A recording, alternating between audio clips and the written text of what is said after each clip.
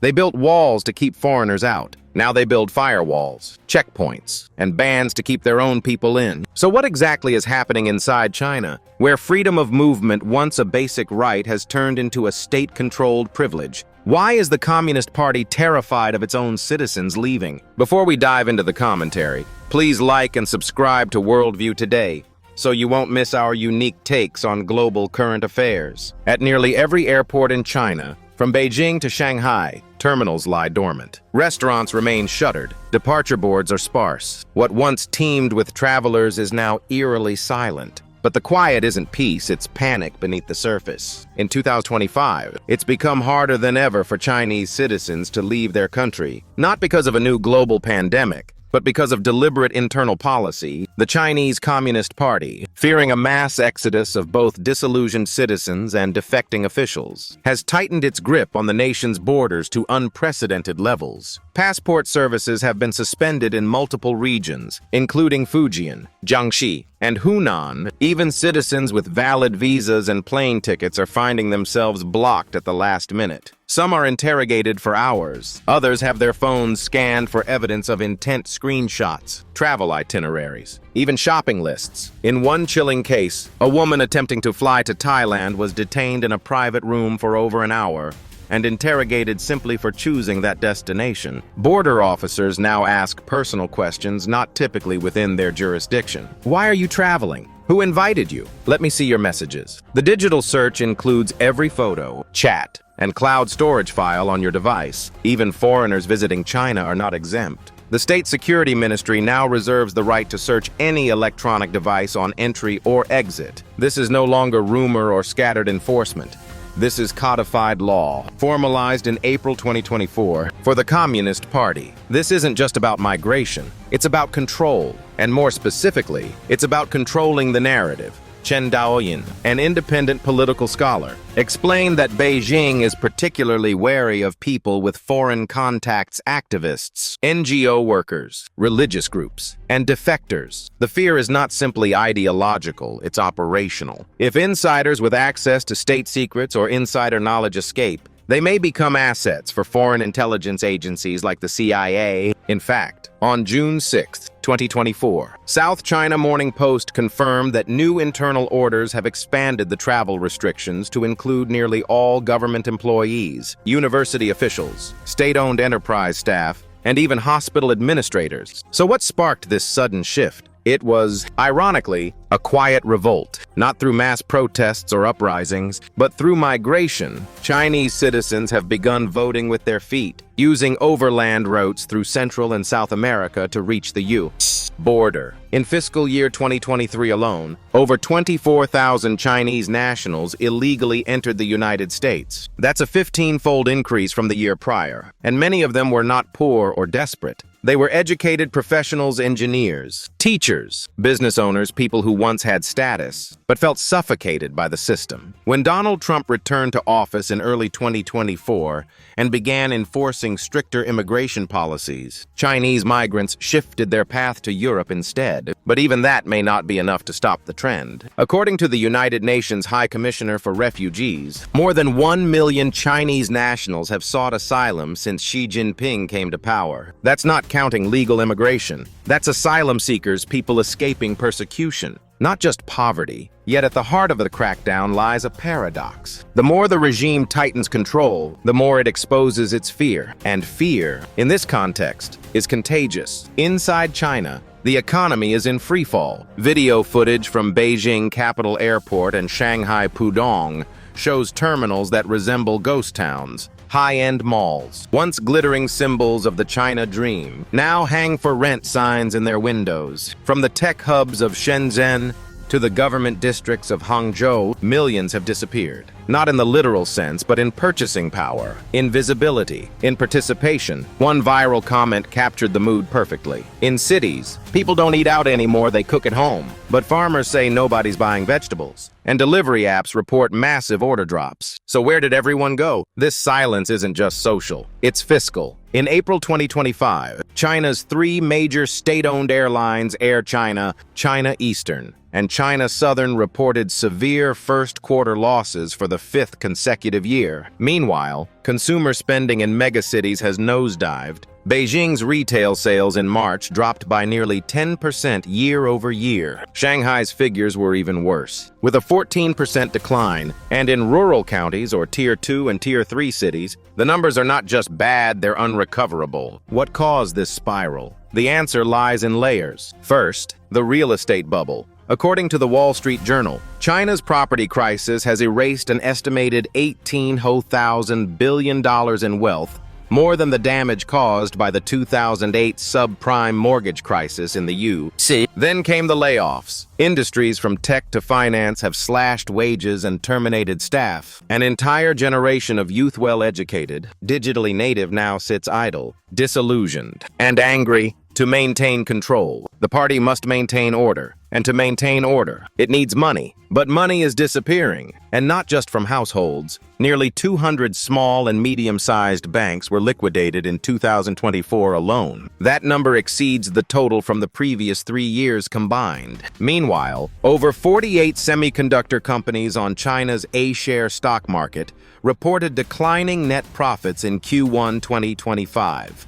13 of which shifted from profit to loss. Many cited falling consumer demand and downward pricing pressure. The economic hemorrhage is now threatening the one sector Beijing cannot afford to lose: finance. A growing number of observers believe the next domino to fall may be a regional banking collapse. And if that happens, the CCP's ability to stabilize the system could evaporate almost overnight. If there's one sector where silence is deadliest, it's finance. The slowdown isn't just about GDP, it's systemic vulnerability. Professor Sun Guoqiang of Nanhua University argues that China's financial institutions are now enduring multi-directional pressure, from persistent local government debt to consumer pessimism. The mechanisms that once propped up growth are now cracking under strain. He notes that high unemployment, declining wages, and inadequate social safety nets have rendered stimulus efforts ineffective. The government has introduced 8 supplemental support policies and tightened financial oversight. Yet expectations for looser monetary policy indicate one thing clearly: the system is struggling to balance growth and risk. The housing crisis is still the sword hanging over China's banking sector. Falling home prices mean rising bad debt, and that, in turn, destabilizes the very core of domestic lending. So why is all this relevant to China's sudden willingness to negotiate? Because weakness makes room for compromise. After years of fierce rhetoric and tit-for-tat tariffs, Beijing abruptly agreed to a trade truce with Washington in Geneva on May 12, 2025. After 2 days of closed-door talks, U.S. Treasury Secretary Scott Bessent announced that the two nations had reached a temporary agreement to suspend mutual tariffs for 90 days. Under the new terms, the U.S. would lower its tariffs on Chinese imports from 145% to 30%. In return, China would slash its own tariffs on American goods from 125% to just 10%. To the casual observer, this might seem like a breakthrough. But for analysts like Professor Sun, it's a tactical retreat. Beijing isn't turning over a new leaf. It's trying to stop the bleeding. Veteran market strategist Tsai Zhen noted that the trade war had severely eroded China's most vital economic engine, foreign exports. And once exports began collapsing, the damage rippled outward to domestic industry, to employment, to social cohesion. Make no mistake, this isn't diplomacy. It's triage. The party, despite its public posturing, has begun bowing to the pressure. And it's not just from Trump's tariffs. It's from the quiet rebellion brewing across every province. Even now, there are signs that a capital flight and elite panic are accelerating. Within high-ranking circles of the Communist Party, defection is no longer a fringe possibility. It's a whisper in every hallway. Why else would the Ministry of State Security release an internal directive expanding exit bans to all sectors of public employment? Why else would Beijing revive full-spectrum surveillance not only on dissidents, but on mid-level administrators and university faculty? Because the greatest threat to the regime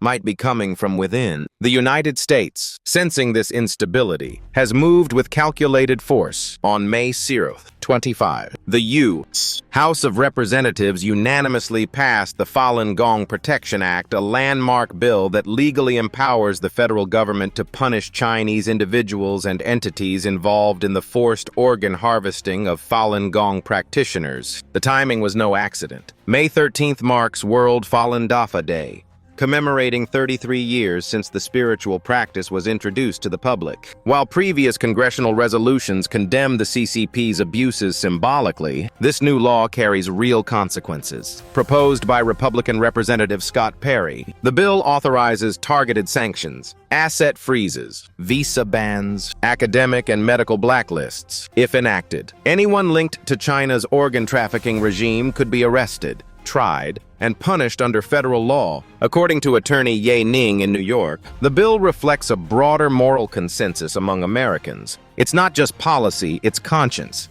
and it arrives at a critical juncture. For decades, the Chinese Communist Party has operated with impunity, silencing dissent, suppressing faith, and using bodies literally as currency for political stability. The persecution of Falun Gong, which began in 1999, is perhaps the darkest chapter in that story. But the world is waking up. Ye Ning notes that the legislation, once signed by President Trump, will become enforceable federal law, and unlike previous resolutions, this will not be a statement. It will be a sword. The party can no longer count on diplomatic ambiguity or economic leverage to shield itself. Every official, every surgeon, every facilitator tied to organ trafficking may now face legal jeopardy, especially if they step foot in Western jurisdictions. International law firms are already preparing casework. NGOs are compiling dossiers, and more importantly, victims are speaking openly, courageously. It's not just about punishment. It's about recognition. This legislation represents the culmination of decades of resilience from practitioners, whistleblowers, and human rights advocates. And it sets a precedent that repression, no matter how sophisticated, will eventually meet its reckoning. Meanwhile, inside China, the spiritual and psychological fallout continues. Xi Jinping's so-called superintelligence monitoring system,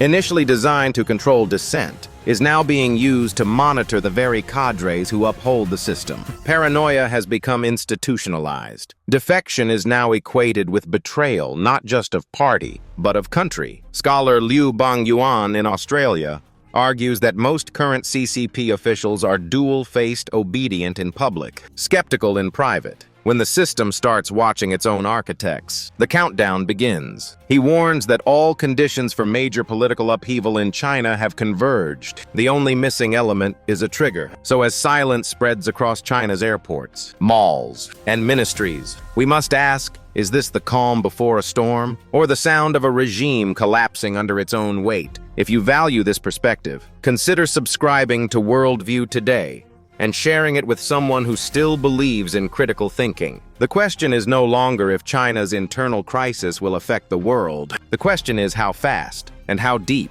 Global markets are already on edge. Supply chains that once depended on Chinese manufacturing are scrambling to diversify. From Apple moving production to Vietnam, to European automakers seeking alternatives in India, the realignment is underway. The narrative has shifted from China +1 to anywhere but China, but that's just the surface. The deeper concern is geopolitical. The United States, once hesitant to fully decouple, is now accelerating that very process. The Geneva trade truce may have paused tariffs for 90 days, but it hasn't changed Washington's long-term calculus. The core belief remains: the CCP is unstable, and instability is contagious. Behind closed doors, intelligence agencies are now openly modeling scenarios where China's economic collapse triggers a political unraveling. One report leaked to the Financial Times warns that in the event of mass defection or elite breakdown, China's military posture could become erratic,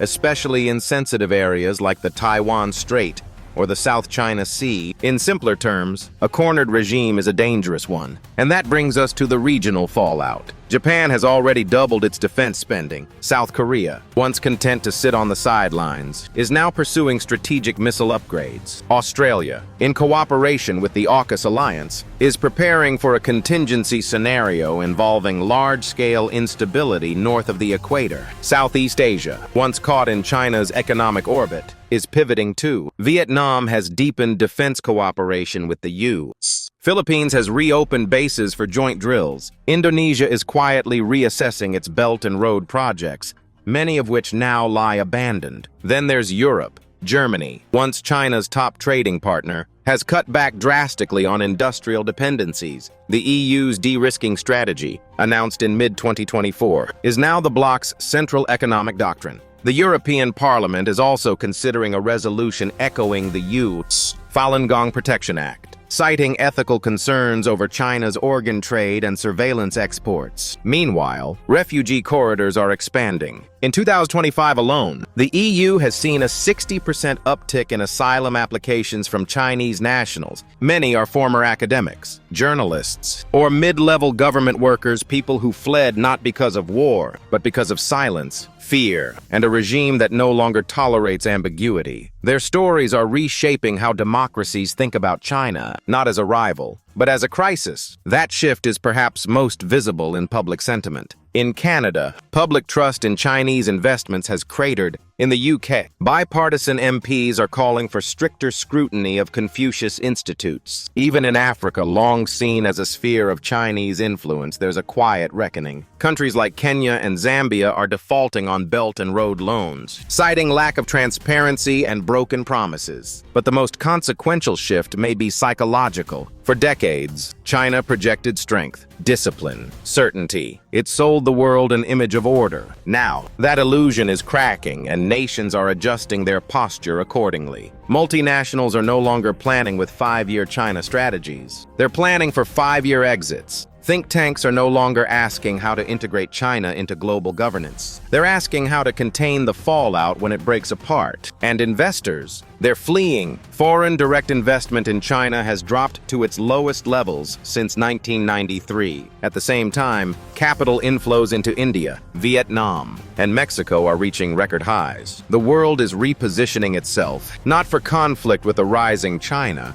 but for survival alongside a falling one. But here's the danger. In moments of internal weakness, authoritarian regimes often seek external distraction. And there is growing concern in diplomatic circles that Beijing may escalate tensions in the Taiwan Strait as a diversion. Analysts at the Pentagon believe that the risk of a low-intensity provocation such as an airspace violation or cyber attack has doubled in the past 6 months. And that's without factoring in the potential desperation of a regime facing mass defection or elite collapse. The CCP knows one thing: nationalism is the last refuge of crumbling authority. So the world must be vigilant not just about China's collapse, but about what the party might do to prevent it, or to delay it, or to distract from it. China's neighbors understand this risk all too well. Taiwan, long the most sensitive flashpoint in East Asia, has begun ramping up civil defense programs and domestic semiconductor resilience, not because an invasion is imminent,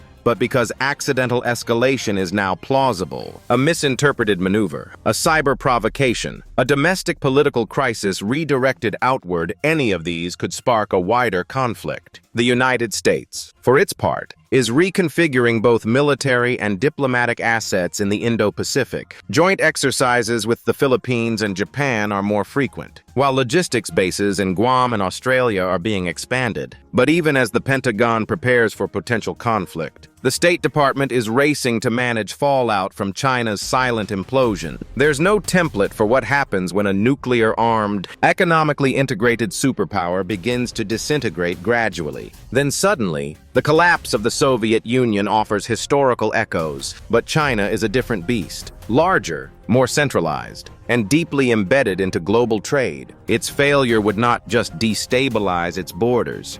It would reshape markets, migration, energy flows, and even the global balance of ideology. In Africa and South America, once enamored with Beijing's promises of easy credit and infrastructure, governments are scrambling to salvage stalled mega-projects. Ports, railways, and highways funded by Chinese loans now sit half-built. abandoned as Chinese contractors quietly return home under orders. In the Middle East, Chinese diplomatic neutrality. Once a strength is becoming a liability, Arab states and Israel alike are reassessing their economic and technological partnerships, hedging against a future where China can no longer deliver stable long-term investment. Even Russia, once seen as China's no-limits partner, is reportedly alarmed. Leaks from Kremlin-affiliated think tanks suggest that a destabilized China would force Moscow to reconsider its eastern frontier and potentially stretch its already fatigued military resources. And then there's the ideological fallout. Beijing long touted its authoritarian meritocracy as a viable alternative to Western liberal democracy. But with shuttered airports, broken banks, and mass censorship, that narrative is collapsing. For developing countries, China's failure isn't just economic, it's existential. It signals that prosperity through control may be a myth. In the coming years, we may see a global realignment not through war, but through economic and political recalibration. As China turns inward, its soft power erodes, its promises expire, and its voice fades. But even as the world watches, one question remains unanswered. What happens when a regime that controls 4 billion people begins to fear its own shadow? That fear already lives in every airport interrogation room, in every deleted social media post, in every banker staring at balance sheets soaked in red ink. It's the fear of collapse, but more dangerously, the fear of losing control. And fear, in the hands of the powerful, is rarely quiet. So while China tightens its borders, silences dissent, and negotiates truce after truce, the real story isn't about what it says. It's about what it's trying not to say. It's about the silence in the streets, the absence in the malls, the shadows in the skies over Xi'an. The silence isn't peace, it's pressure. And pressure always seeks a release. If you value this perspective, consider subscribing to Worldview today and sharing it with someone who still believes in critical thinking.